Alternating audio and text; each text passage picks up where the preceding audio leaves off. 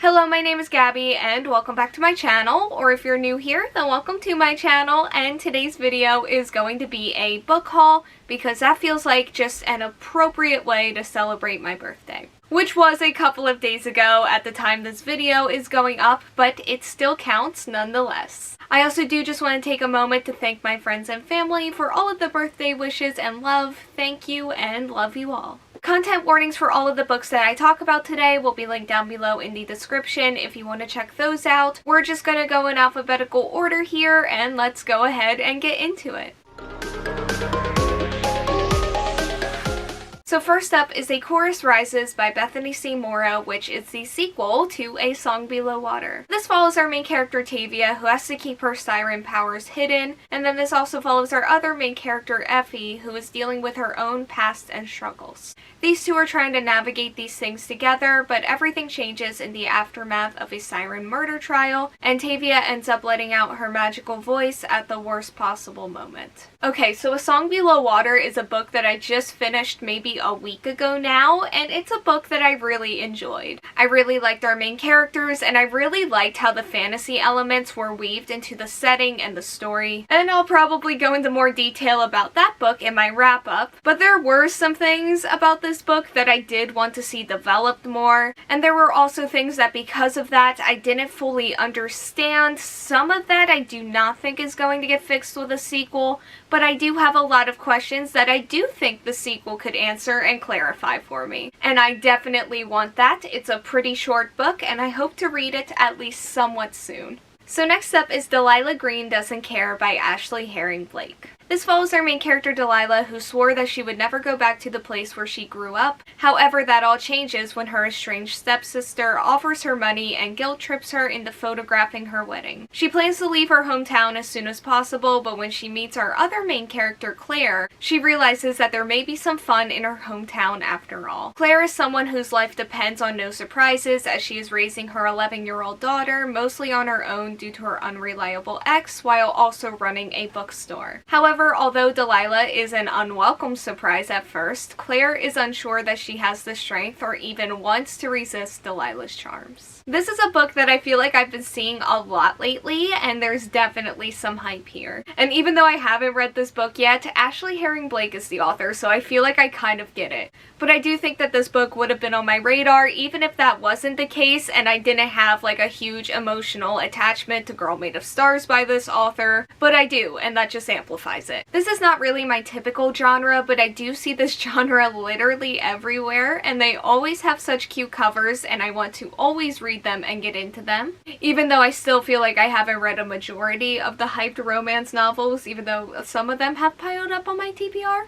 But this one sounds cute, and it's queer, so maybe it's a good place for me to start.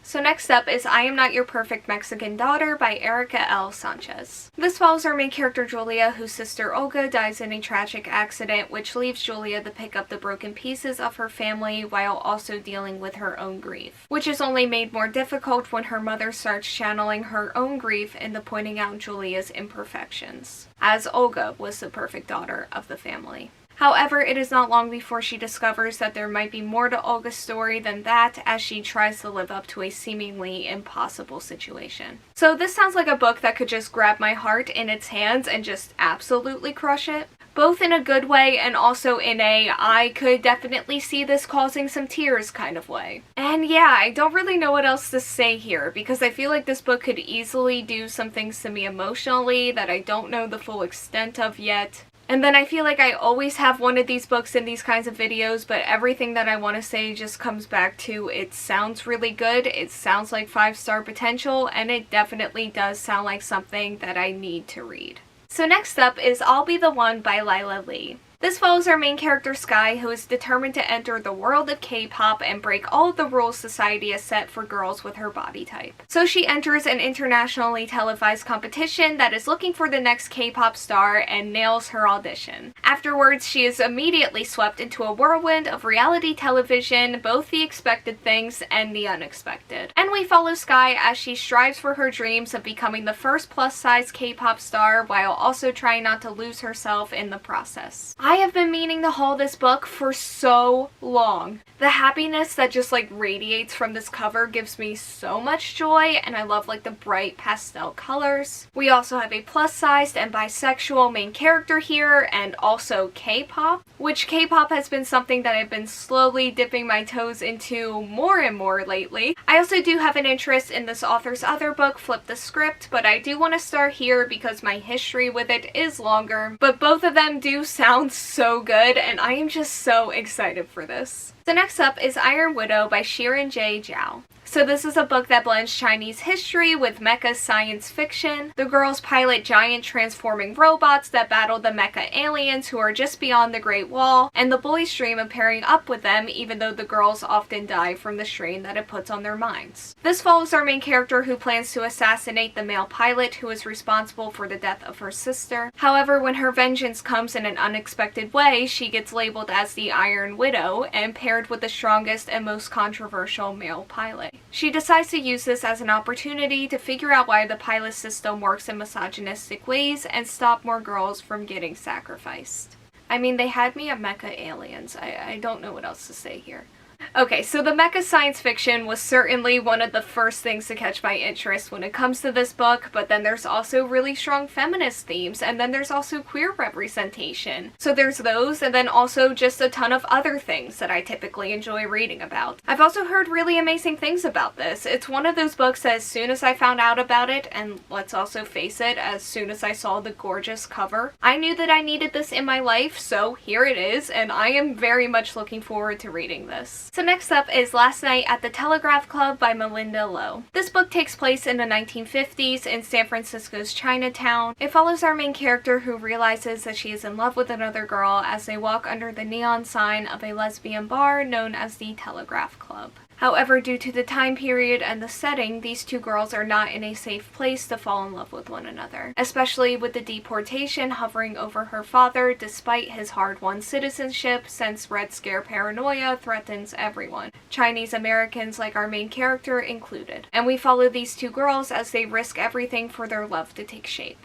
Okay, so we have some historical fiction here, which is a genre that I don't read nearly enough of, but that I do want to. This is another one of those books that I feel like I've been seeing around lately. It's got a pretty high rating on Storygraph as well. And there's also I don't know what it is, but it's like a synopsis blurb maybe? Part of a story teaser? I don't know. But whatever it is, it's located in italicized font above the synopsis. And it, 1, sounded so beautiful, and 2, sounds like something that I am also going to be contributing a high rating to in the future, hopefully.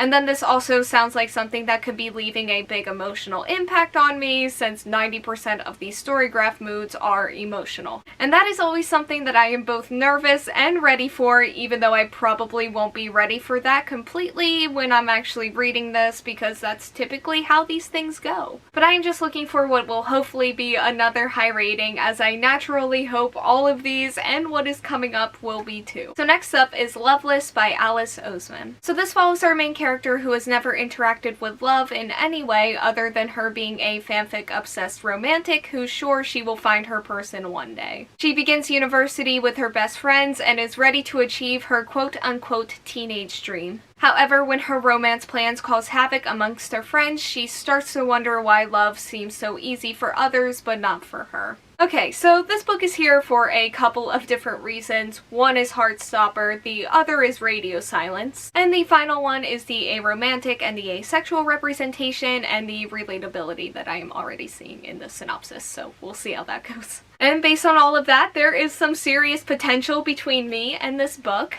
This book and me, in a way that I'm not really sure what to do with right now other than read it and hopefully love it, because I could easily see it meaning a lot to me. So the last book for this video is The Nobleman's Guide to Scandal and Shipwrecks by Mackenzie Lee. So this is the third book in the Montague Siblings series, the first of those books being The Gentleman's Guide to Vice and Virtue. So this follows our main character whose grand tour of Europe and quest for pleasure and vice is in danger. After the tour is over, he will be forced into taking over his family's estate and following all of the responsibilities that come with that. Therefore, he is determined to make the most out of his year-long tour with his sister and childhood friend / crush, but his recklessness turns this trip into a manhunt across Europe. Okay, so I honestly don't know anything about this book except that it follows Adrian, who I barely know anything about from the other previous books that I read from this series. But I did just read book 2 last month, and I'm also planning to read the novella before this current month ends. And book 2 just reminded me of how much I love this series, so I am going to read this book. And I'm also probably going to have some fun because this has been a pretty fun series so far. And it has its fair share of adorable and lovely relationships, and I look forward to whatever this ends up bringing. It was actually seeing this book come out that made me realize that I needed to get back into this series in the first place because it solidified just how far behind I had let myself fall. I had only read book 1 at that point in time, but owned the others, and this book's very presence made me realize just how long I had let them sit around for. And that was too long, and I am just so happy that this series is back in my life. Okay, so that's all of the books that I have for this video. Thank you all so much for watching. Like, comment, subscribe, hit the bell, and answer the question that'll be around here if you want to do that, and hopefully I will see you here next time. Bye!